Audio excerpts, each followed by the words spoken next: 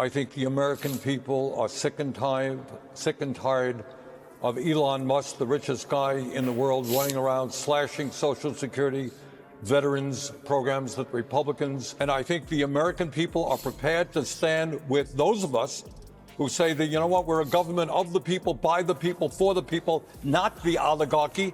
You got to stand up. You got to fight back. You got to go into the streets. You got to rally the American people. I think you can win millions of people, Republicans, Democrats, independents, who really do not like the direction in which this country is now going. What happens when a man who claimed to love the Constitution gets exposed for not understanding its most basic principles? Trump just found out the hard way when Bernie Sanders corrected him on national TV about presidential spending powers.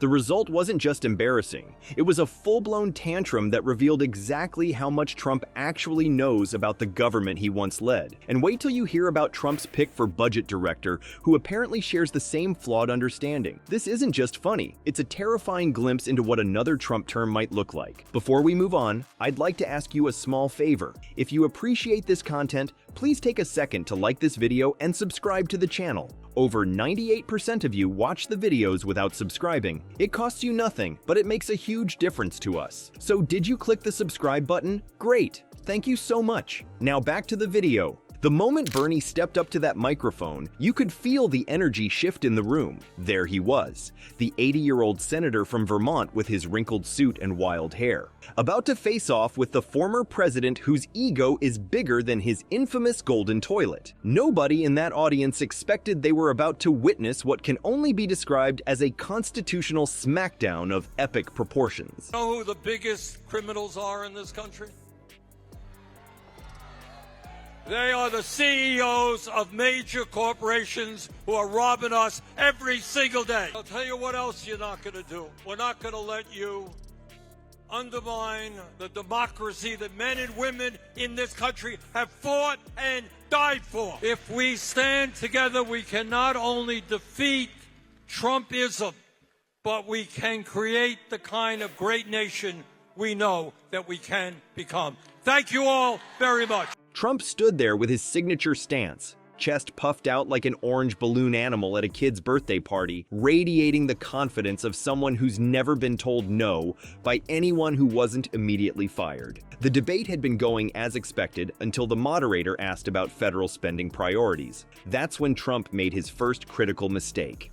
As president, I can spend money however I want. That's what being president means. Total authority, Trump declared, waving his hands in those circular motions he does when he thinks he's saying something profound. I don't need Congress telling me what to do with my budget. When you're president, you're in charge of everything. It's in the Constitution. People forget that. The camera caught a quick flash of Bernie's eyebrows shooting up his forehead. If you looked carefully, you could almost see the mental calculator in Bernie's head, adding up all the constitutional violations in that single statement. We have a message for Mr. Trump.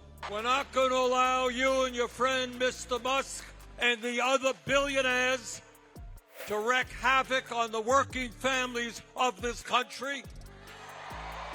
And that is, we will not allow you to move this country into an oligarchy. No, you're not going to destroy Social Security. You're not going to destroy Medicaid. You're not going to destroy the Veterans Administration. The audience, mostly composed of policy wonks and political journalists, shifted uncomfortably in their seats. They knew what was coming. Bernie didn't pounce immediately. Instead, he adjusted his glasses, leaned slightly into the microphone, and with the patience of a kindergarten teacher explaining why we don't eat glue, began his response. With all due respect, Bernie started in his Brooklyn accent that somehow got stronger when he was about to drop knowledge that's fundamentally incorrect. Article 1, Section 9, Clause 7 of the Constitution explicitly states, "No money shall be drawn from the Treasury, but in consequence of appropriations made by law." This means Congress, not the president, controls federal spending. Trump's face did that thing it does when reality contradicts him. First confusion, then dismissal, followed by a slow transition to irritation. He tried to interrupt with a wrong, but Bernie was on a constitutional roll. The framers of our Constitution, Bernie continued, holding up a finger like he was lecturing one of his grandkids, deliberately placed the power of the purse with Congress precisely to prevent the kind of monarchical authority you just described. This isn't a matter of opinion, it's the foundation of our system of checks and balances. The camera panned to a political science professor in the audience who looked like she might start applauding. Another shot caught a law student frantically taking notes as if he'd stumbled into the best civics lecture of his life. Trump's composure started cracking faster than his spray tan under hot lights. His signature pout emerged, lips pursed like a goldfish encountering a cat for the first time. His fingers began their nervous dance across the podium as Bernie continued dismantling his constitutional fantasy. We are living in a pivotal moment in our country's history, facing unprecedented challenges. President Trump has been very effective in creating what I would call a parallel universe for his supporters. How we respond to this moment will impact not only our lives, but the lives of our kids and grandchildren, and in terms of climate change, the very health and well-being of the planet. You got to stand up, you got to fight back, you got to go into the streets, you got to rally the American people. I think you can win millions of people, Republicans, Democrats, independents, who really do not like the direction in which this country is now going. Furthermore, Bernie added, warming to his topic, the Anti-Deficiency Act makes it illegal for federal officials to spend money that Congress hasn't appropriated. Presidents who ignore these constraints aren't exercising authority. They're violating their oath to uphold the Constitution. The beauty of Bernie's takedown wasn't just in the facts he presented, but in his delivery. There was no yelling, no personal attacks, just the calm, measured tone of someone who's actually read the document he swore to defend. Meanwhile, Trump's face had turned a shade of red, usually reserved for his ties, and his breathing had become audibly heavier into his microphone. When Trump finally managed to respond, it was with his classic deflection. Nobody knows the Constitution better than me. I've read it many, many times, probably more than anyone in this room. The audience's collective eye roll was almost audible. The most telling moment came when Trump, clearly flustered, tried to change subjects to immigration. Bernie simply held up the pocket constitution he famously carries and said, "Let's stick with this for a moment. Would you like to borrow my copy?" A journalist in the front row actually snorted into her coffee. The moderator's attempt to maintain a neutral expression failed spectacularly as the corner of his mouth twitched upward. What made this exchange so riveting wasn't just the embarrassment factor. Over 60% of our people, as we speak, right here, 60% of Americans are living paycheck to paycheck. I grew up in a family living paycheck to paycheck. That ain't easy. We need a labor secretary who, in fact, is going to be a champion of working families. Now, people trying to find out how they're going to get health care, how they're going to pay their rent, how they're going to feed their kids, which is one of the reasons why working class people die 6 years short of lives. Now, $7.25 federal minimum wage. Anybody think that anywhere in America can live on $7.25 an hour? Though watching Trump squirm as his constitutional ignorance was exposed certainly had entertainment value, the real significance lay in how clearly it illustrated the dangerous gap in Trump's understanding of the most basic principles of American government. This wasn't just a politician being caught in a gaffe. This was a former president, and potential future one, revealing that he fundamentally misunderstands the constitutional limitations of the office he once held.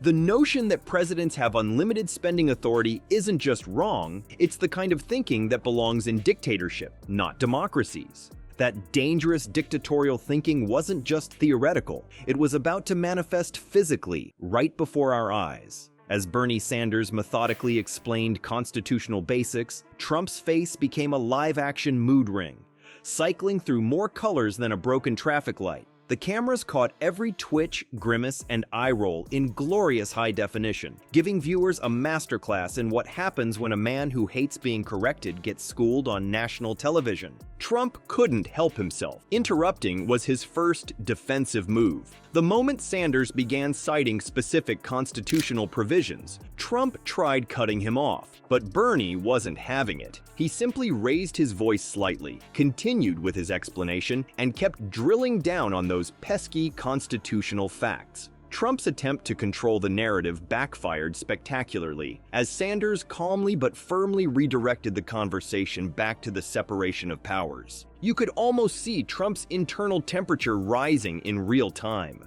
First came the dismissive hand gestures, that familiar palm-down wave that says, "Whatever, old man." But as Sanders continued laying out constitutional principles with the precision of a surgeon, Trump's demeanor transformed. His fingers started drumming impatiently on the podium. His shoulders tensed up around his ears like he was trying to hide inside his own suit. The fidgeting increased with every constitutional fact Sanders dropped. "Look at his face," one commentator later noted. "It's doing that thing where it changes colors." Indeed, Trump's complexion shifted from its usual shade to a deeper crimson as Sanders methodically dismantled his understanding of presidential authority. The cameras caught it all: the tightening jaw, the narrowed eyes, the clenched fists. Classic Trump anger signals were lighting up like a Christmas tree. Every time Trump tried changing the subject, Sanders gently but firmly steered the conversation back to constitutional principles. It was like watching a master chess player systematically take apart an opponent who thought they were playing checkers.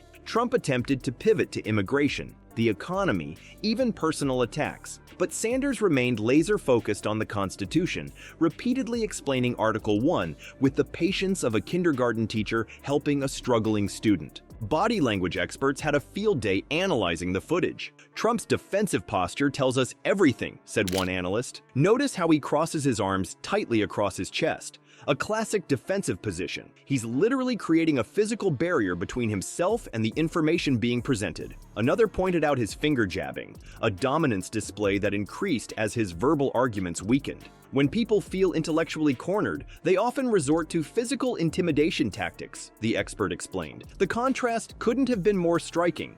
On one side, Sanders, relaxed and composed, speaking clearly and directly about constitutional principles. On the other, Trump, progressively unraveling, his voice rising, his gestures becoming more erratic, his face flushing deeper red with each passing minute. It was like watching a seasoned professor calmly handle an entitled student who suddenly realized he hadn't done the reading. Social media exploded in real time. "Trump's meltdown is giving me life right now," one viral tweet read. Another observer noted, "Sanders brought facts to a feeling fight, and Trump is absolutely crumbling." Video clips of Trump's most pained expressions started circulating within minutes, some set to comedy soundtracks, others side by side with toddler tantrums. Even news anchors struggled to maintain their composure when reporting on the exchange later. The audience reaction shots told their own story: raised eyebrows, knowing glances, barely suppressed smiles. One journalist was caught on camera mouthing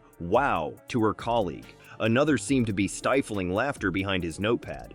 The room could feel the tension building as Trump's frustration reached critical mass. What ultimately pushed Trump over the edge wasn't just being corrected, it was his complete inability to counter Sanders' arguments with anything substantive. When facts failed him, Trump resorted to his classic playbook, interrupting Sanders mid-sentence, attempting personal jabs about Bernie's age, ironic coming from Trump, and finally, the telltale sign of Trump at his most frustrated, the verbal word salad that veers completely off topic. "Look, nobody respects the Constitution more than me, okay? Nobody. I've done more for the Constitution than probably anybody in history. But what about the border? The terrible, horrible things happening at the border that nobody talks about?" Trump blurted, desperately trying to escape the constitutional corner Sanders had painted him into. Behind Trump's word salad about borders lurked a constitutional crisis waiting to happen. When the former president claimed he could spend money without Congress saying so,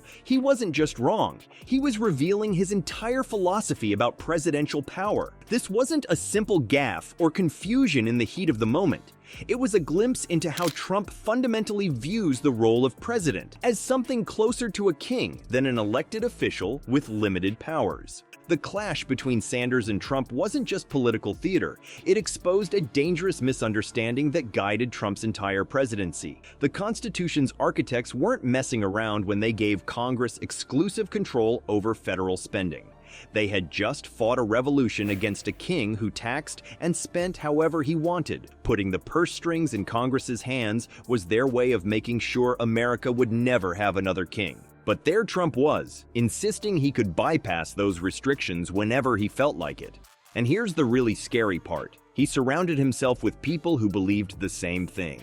Take Russell Vought, the guy Trump chose to head the Office of Management and Budget. This wasn't some random appointment. Vaught's views on presidential spending powers perfectly matched Trump's distorted vision. He believed presidential administrations could basically ignore spending laws passed by Congress when they felt like it. Let that sink in. The person Trump put in charge of the federal budget shared his belief that presidents can spend money however they want. Constitution be damned. That's like putting someone who doesn't believe in gravity in charge of NASA. It's not just wrong, it's dangerous. And the border wall debacle proves this wasn't just theoretical nonsense. When Congress refused to fully fund Trump's precious wall, he didn't accept the constitutional reality that Congress controls the money. Instead, he tried to shuffle funds around from other departments to pay for it anyway. He literally attempted to do exactly what Bernie called him out for: spend money without Congress saying so. Constitutional scholars watched this nightmare unfold in real time. For them, this wasn't partisan bickering. It was a direct attack on the separation of powers that keeps our democracy functioning. When a president thinks he can just ignore spending limits set by Congress, we're not in normal political disagreement territory anymore. We're in someone really doesn't understand how America works territory. The founders would be having collective heart attacks if they could see this. They specifically designed our system to prevent any single person from having absolute control over the nation's wallet. Article Y didn't accidentally end up giving Congress the power of the purse. It was deliberately placed there as a crucial check on executive power. When presidents try to work around that restriction, they're not being clever or strong. They're undermining the entire constitutional framework. Imagine if Trump's interpretation actually became accepted practice. Presidents could defund programs passed by Congress that they don't like. They could redirect money to their pet projects or even to benefit their friends and donors. Military funds could suddenly find their way to building hotels with a certain president's name on them. The entire concept of democratic oversight would collapse. This wasn't Trump's only constitutional blind spot either.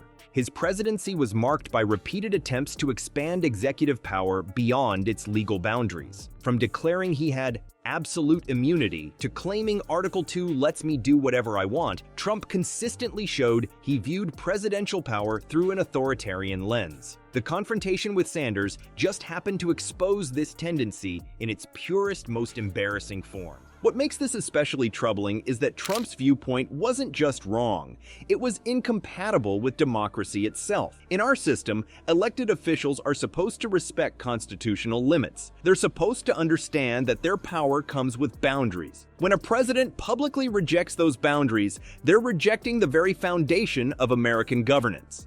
In that heated exchange, Bernie Sanders wasn't just scoring political points. He was defending the Constitution against someone who fundamentally misunderstood it. And Trump's desperate pivot to border talk wasn't just changing the subject. It was running away from the uncomfortable truth that his entire approach to presidential power rested on constitutional quicksand. What we've seen in this Sanders-Trump clash isn't just entertaining political theater. It's a warning flare about our democracy's future. The founders weren't playing around when they divided government powers. They'd seen what happens when one person gets to make all the decisions, and they said, hard pass on that nonsense. America faces a stark choice: leaders who get that the Constitution has actual rules, or those who treat it like the suggested serving size on a box of cookies. Next time someone claims both sides are basically the same, remember who explained the rules calmly and who threw a hissy fit when corrected. Hit subscribe if you want more videos that separate political facts from fiction.